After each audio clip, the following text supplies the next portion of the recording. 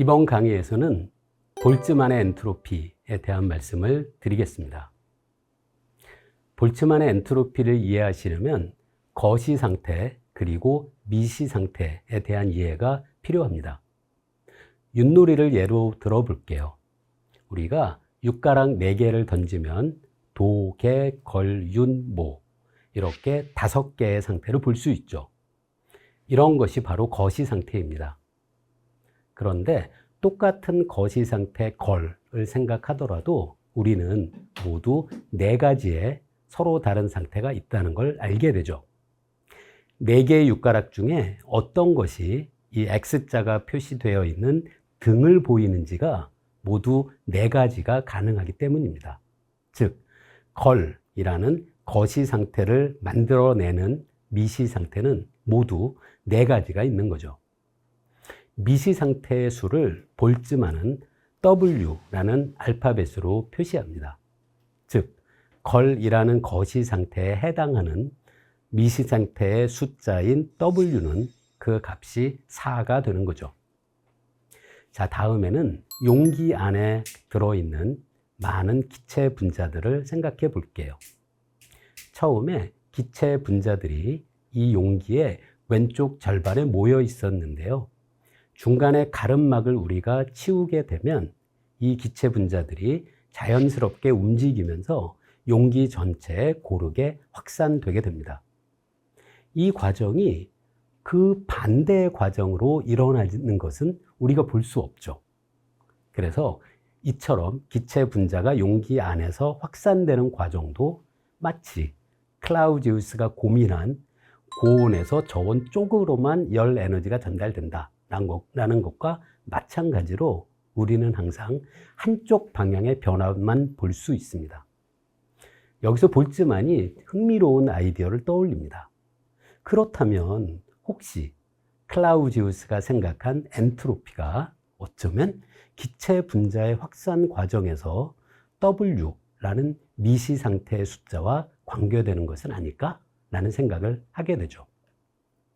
자, 이 용기 안에 N개의 굉장히 많은 기체 분자가 들어있다라고 생각하고요. 이 전체 기체 분자에 대해서 2가지의 서로 다른 거시 상태를 생각해 볼게요. 먼저 첫 번째 거시 상태인 A는 모든 기체 분자가 용기의 왼쪽 절반에 있는 상태라고 하겠습니다. 그러면 기체 분자 하나가 L, 왼쪽, R, 오른쪽으로 우리가 상태를 표시하면 모든 기체 분자가 용기의 왼쪽 절반에 있는 거시 상태에 해당하는 미시 상태는 딱 1개밖에 없게 됩니다. 모든 분자가 다 L이라는 상태에 있어야 되니까요. L 이렇게 N번을 적은 그 미시 상태 딱 하나만 거시 상태 A에 해당하게 되죠. 한편 모든 기체 분자가 용기 안에 고르게 확산되어 있는 그런 거시 상태의 경우에는 굉장히 많은 미시 상태가 있을 수 있게 됩니다. 첫 번째는 L, 두 번째는 R, 세 번째도 L 이런 식으로 굉장히 여러 다양한 조합이 가능하게 되죠. 따라서 거시 상태 B에 해당하는 미시 상태의 개수는 정말 큽니다.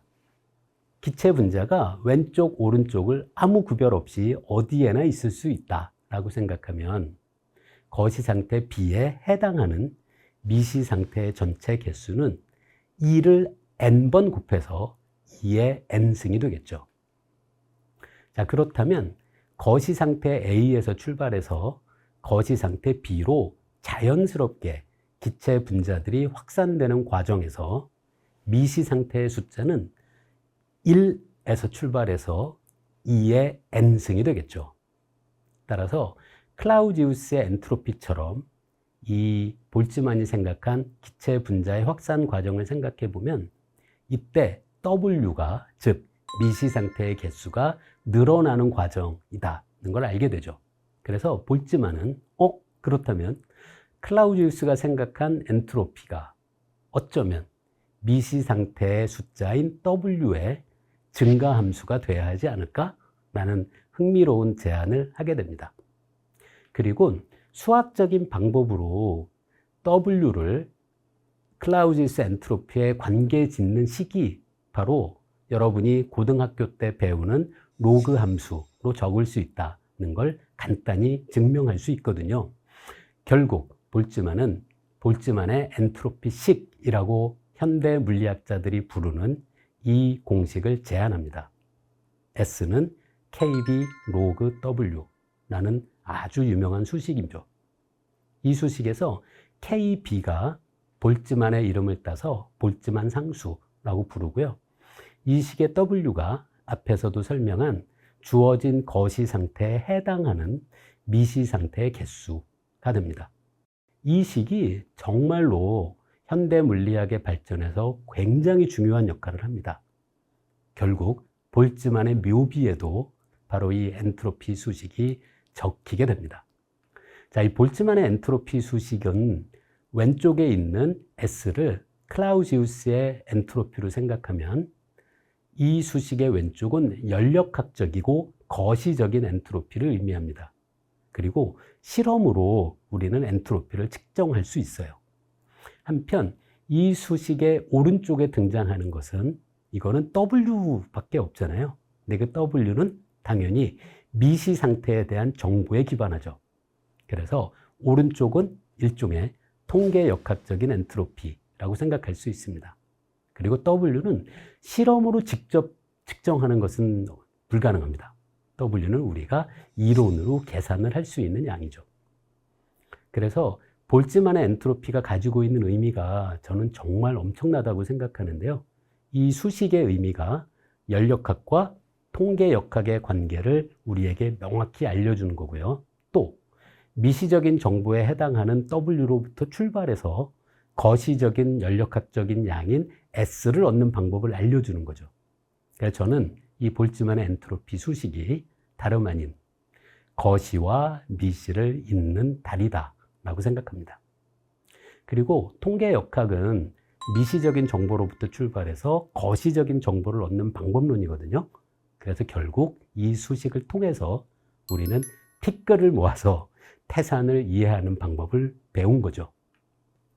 자, 지금까지 연력학의 두 법칙 말씀을 드렸는데요. 다시 또 한 문장으로 정리하자면 고립계의 경우엔 에너지는 보존되고 엔트로피는 늘어난다 라는 것이 연력학의 두 법칙의 의미입니다. 자, 엔트로피와 시간의 화살은 관련이 있습니다. 우리가 시간의 화살이라고 할 때 그 의미는 화살을 보면 화살 촉 부분이 있고 꼬리 부분이 명확히 다르잖아요. 그것처럼 시간은 항상 과거로부터 미래를 향해서 한쪽 방향으로만 흐릅니다. 공간과는 많이 달라요. 제가 공간 위에서는 왼쪽으로 한 걸음 걸을 수도 있고 오른쪽으로 한 걸음 걸을 수도 있잖아요. 그런데 시간은 한쪽 방향으로만 진행된다는 의미에서 시간과 공간은 정말 다르죠. 이 엔트로피는 우리에게 시간의 화살을 알려줍니다. 기체 분자는 모여 있다가 확산되는 것이 과거에서 미래로 진행하는 시간의 화살의 방향이고요. 온도가 다른 두 물체를 붙여놓으면 높은 온도 쪽에서 낮은 온도 쪽으로 열이 전달되는 것, 그 과정이 또 시간의 화살이 가리키는 방향인 거죠. 이 엔트로피 증가 그리고 시간의 화살은 물리학자들에게 엄청나게 큰 고민을 안겨줬어요. 그 이유가 있습니다. 지금 보고 계시는 수식이 바로 뉴턴의 고전역학의 가장 유명한 운동 방정식이에요. F는 ma로 여러분이 기억하실 텐데요. 오른쪽에 있는 a는 물체의 위치를 시간에 대해서 2번 미분한 것입니다. 이 수식에다가 t가 시간 변수잖아요. t를 마이너스 t로 바꿔 적어 볼게요. 그렇게 바꿔도 뉴턴의 고전역학의 운동 방정식은 아무런 변화가 없습니다. 이런 걸 물리학에서는 뉴턴의 운동 방정식은 시간 대칭성이 있다라고 이야기합니다. 뉴턴의 고전역학은 시간의 화살이 없습니다. 과거로 가는 현상, 미래로 가는 현상이 둘 모두 다 뉴턴의 고전역학은 허락하죠. 자, 지금 보고 계시는 것이 아주 간단한 이중진자인데요. 제가 이 이중진자의 뉴턴의 운동 방정식을 풀어서 두 동영상을 만들어 봤습니다. 뉴턴의 고전역학은 시간 가역성을 갖습니다. 한번 왼쪽 화면을 보시죠. 이중진자가 움직이는 모습을 여러분이 보실 수 있습니다. 다음에는 오른쪽 화면을 볼까요? 이때도 이중진자가 움직이는 모습을 보여주는데요. 혹시 방금 보신 두 개의 동영상 중에 왼쪽 혹은 오른쪽 어떤 것이 시간에 대해서 미래로 흐르는 동영상이고 둘 중 어떤 것이 제가 동영상을 거꾸로 틀어서 과거를 향해 진행하는 동영상인지 여러분 알아내실 수 있으신가요? 불가능합니다. 바로 뉴턴 역학이 갖고 있는 시간 가역성 때문이죠. 다음에는 와인잔이 깨지는 동영상을 제가 준비했는데요. 먼저 왼쪽 동영상을 한번 보실까요? 예, 어떤 총알 같은 물체가 닿아서 와인잔이 박살이 나는 그런 동영상입니다. 한편 오른쪽 동영상은 바닥에 있었던 와인 방울들이 다시 모이고 깨어져 있던 유리 조각도 다시 모여서 예쁜 모양의 와인잔이 다시 만들어지는 모습을 보여주죠. 앞에서 보여드렸던 이중진자의 경우엔 우리는 과거와 미래를 구별할 수 없었습니다. 하지만 방금 보신 와인잔의 경우에는 우리는 과거와 미래 둘 중 어느 방향으로 시간이 흐르는지를 우리는 명확히 알아낼 수 있죠. 즉, 와인잔의 경우에는 우리는 시간에 대한 비가역성을 금방 알아차릴 수 있고요. 앞에서 보여드렸던 이중진자는 시간에 대한 가역성을 갖고 있습니다. 그런데 이런 와인잔이 깨지는 이 경우에도 각각의 입자가 뉴턴의 운동 방정식을 따른다면 우리는 미시적인 입자가 가지고 있는 시간의 가역성과 거시적인 크기의 시스템이 가지고 있는 시간의 비가역성에 대해서 어떤 설명을 할 수 있을까요? 이 둘이 서로 모순되는 것일까요? 뉴턴의 운동 방정식을 모든 입자가 따르고 있다면 시간을 뒤집어도 우리는 이상하다는 걸 못 느껴야 돼요. 그런데 우리가 보는 일상에서 보는 변화의 방향은 항상 한쪽 방향만으로 진행되는 거죠. 그래서 이게 아주 심각한 문제였습니다. 뉴턴의 운동 방정식은 시간에 대해서 가역적인데 우리가 보고 생활하는 거시적인 세상에선 왜 시간이 비가역적일까라는 것을 심각하게 고민했었죠. 지금 시간이 왜 미래로만 흐르는가에 대해서 사실 물리학자들이 현재 명확한 답을 갖고 있지는 않습니다. 그런데 시간의 화살을 설명하는 표준적인 연력학과 통계역학의 방법은 바로 볼츠만의 엔트로피를 이용한 설명입니다. 지금 A라는 거시 상태는 모든 입자가 왼쪽에 모여 있는 거고요. B라는 거시 상태는 제가 왼쪽과 오른쪽에 절반씩 입자가 있는 상태를 거시 상태라고 불렀습니다. 거시 상태 B라고 했습니다. 앞에서 설명드린 것처럼 거시 상태 A에는 가능한 미시 상태가 딱 하나밖에 없죠. 모든 입자가 왼쪽. 한편 거시 상태 B에 해당하는 미시 상태의 개수가 얼마나 되는지는 이 컨비네이션이라고 하죠. C라고 적은 그걸 이용해서 계산할 수 있거든요. 제가 아래에 그 숫자를 적어 본 거예요. 길게 이어지는 숫자가 있잖아요. 이게 소수점이 아니라 이게 정말로 그 개수입니다. 읽을 수도 없겠네요. 그죠? B라는 거시 상태에는 이처럼 엄청나게 많고도 많은 미시 상태가 있습니다. 이 비율을 계산하면 당연히 1 나누기 방금 적은 그 큰 숫자를 분모해 두면 되겠죠. 이걸 계산해 봤었거든요. 그러면 어떤 결과에 도달하게 되냐면 기체 분자들이 막 돌아다녀요. 그럼 제가 한 번 사진을 찍습니다. 시냅 사진을. 그리고 또 찍어요.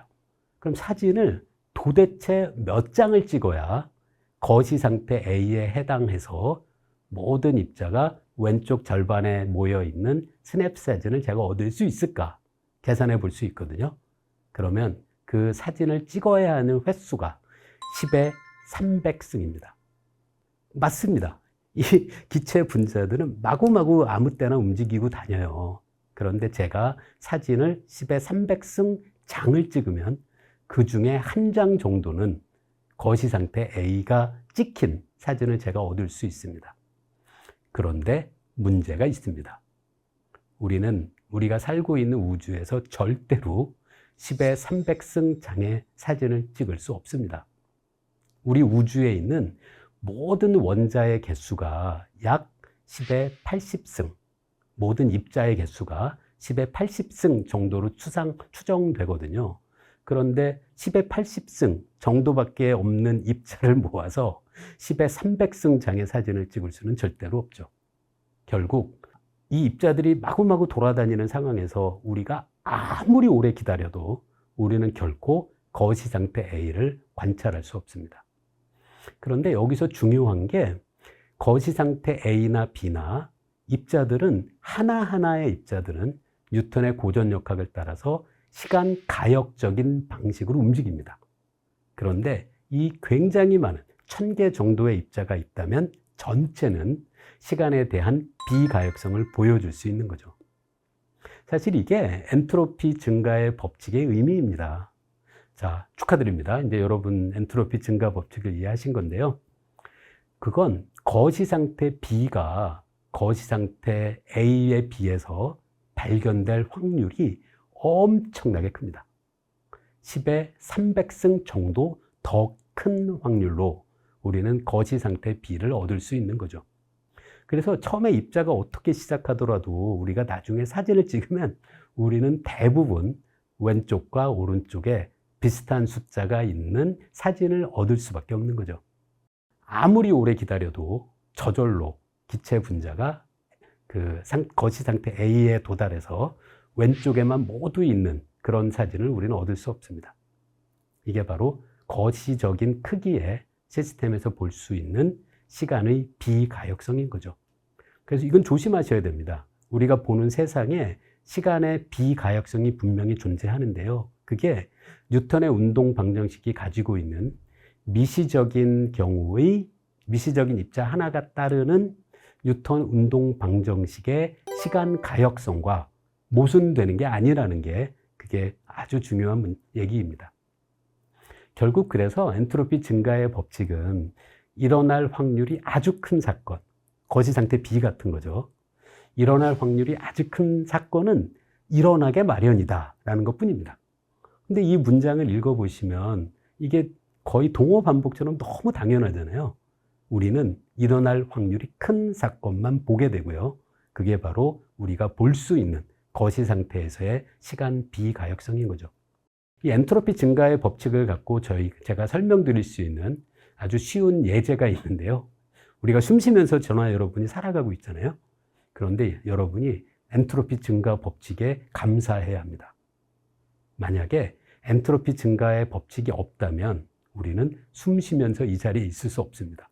왜냐하면 제가 있는 이 공간의 절반을 나눠서 모든 기체 분자가 제가 있는 쪽이 아닌 반대쪽 절반의 산소 분자가 모두 모여있는 상태에서 출발해도 시간이 지나면 자연스럽게 제가 있는 공간 전체에 산소 분자가 고르게 퍼져 있는 상태로 진행될 수밖에 없다는 것이 바로 엔트로피 증가의 법칙인 거죠. 그래서 제가 살아가고 있는 이유는 바로 숨쉬며 지금 이렇게 서 있을 수 있는 이유는 엔트로피 증가 법칙 덕분입니다. 여러분은 인상파 화가 모네의 그림을 보고 계십니다.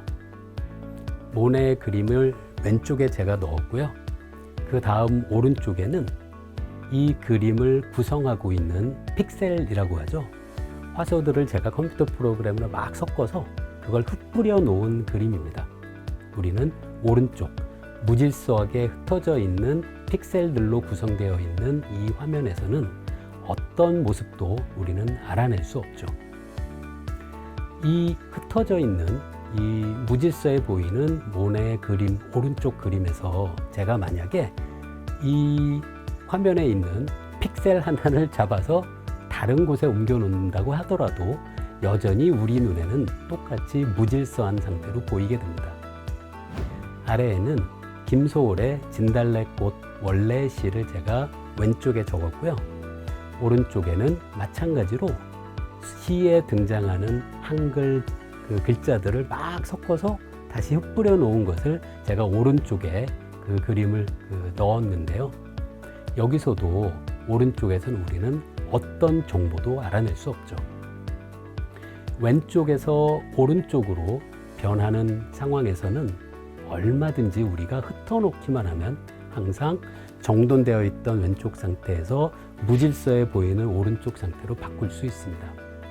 하지만 일단 그림이나 시나 오른쪽에 무질서해 보이는 상태에서 출발한다면 우리가 어떻게 뒤섞어도 다시 처음에 깨끗하게 아름답게 정돈되어 있는 왼쪽 상태로 갈 수는 없죠.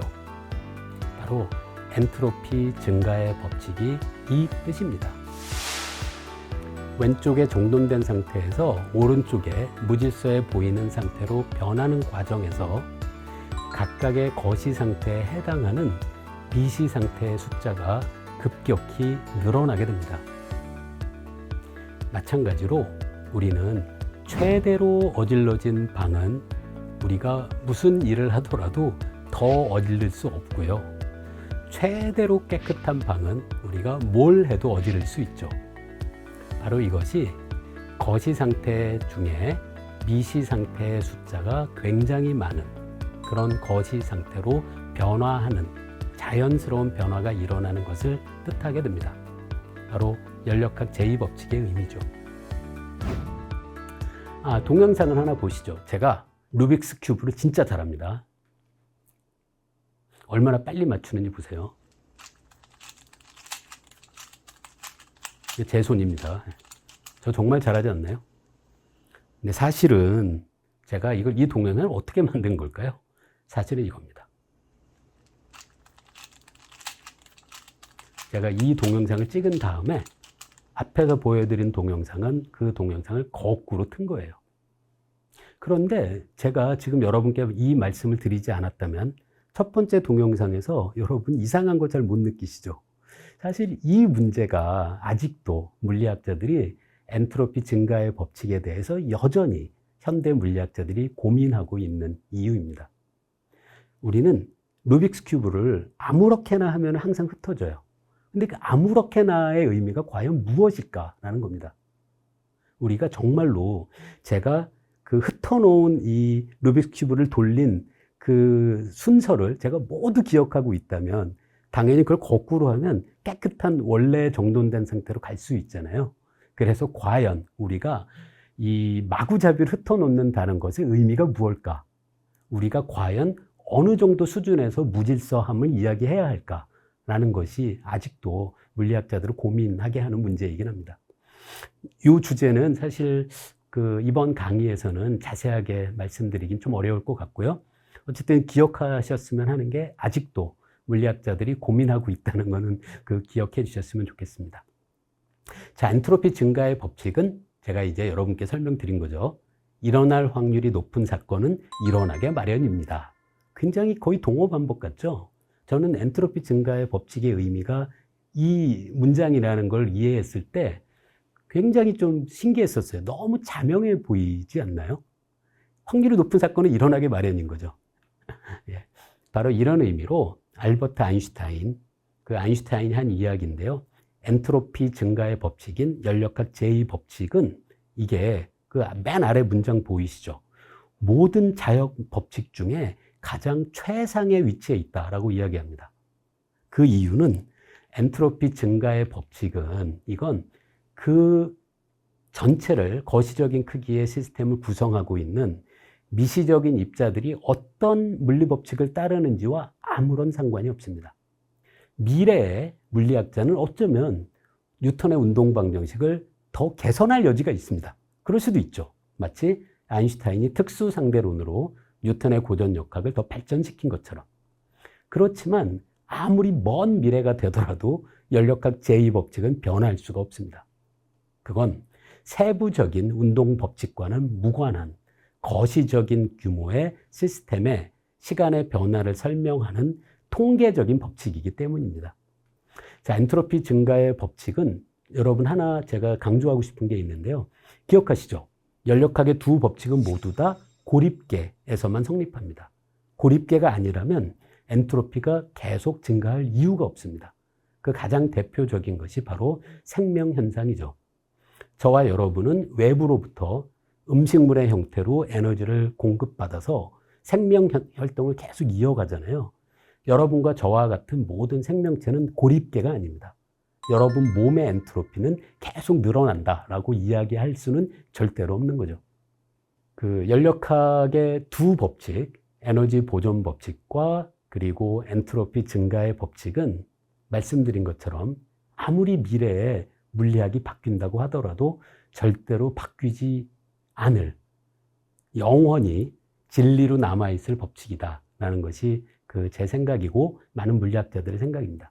사실 그래서 연력학의 법칙은 일종의 메타 법칙의 성격을 갖고 있습니다. 세부적인 자연 법칙은 변할 수 있지만 연력학의 두 법칙, 에너지 보존 법칙과 엔트로피 증가의 법칙은 영원히 먼 미래에도 바뀌지 않을 것으로 우리가 짐작할 수 있습니다. 자, 기억하십시오. 연력학의 두 법칙 한 문장으로 정리하면 고립계의 에너지는 보존되고 엔트로피는 늘어난다입니다. 예, 감사합니다.